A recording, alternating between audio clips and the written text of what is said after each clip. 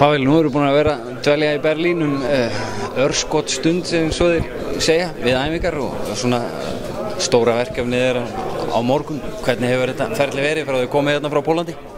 Bara fínt, við tókum góðan túristadag fyrsta daginn, komum því frá, þannig að maður er búin að sjá allt sem við þurfum að sjá, þannig að við einbeitt ykkur á körfubolta núna og bara að æfa vel, fórum fyrst skipti í höllinni í gær og svona byrjaði þetta á alvöru og kannski erfiðast í þessu að maður tekur einhverja 4-5 daga í æfingu og maður er kannski óvanur því að þurfa allir sína að fara að spila á morgun, maður þarf að komast í ákveðið hugafar.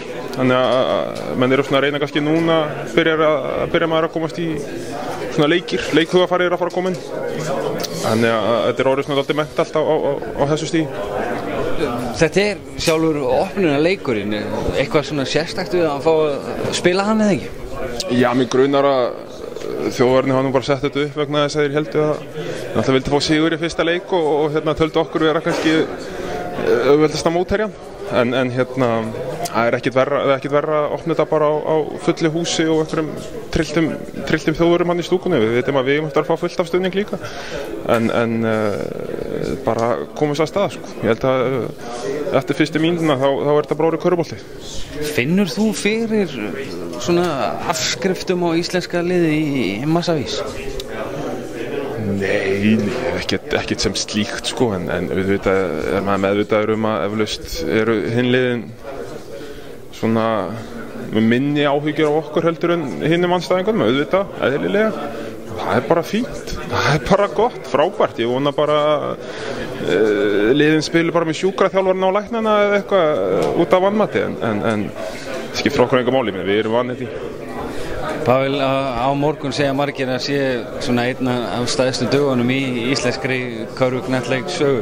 Getur þú gefa okkur smá einsýn í svona hvernig þið ætlaði að verja þessum síðustu augnablikum fram að stóru stundinni?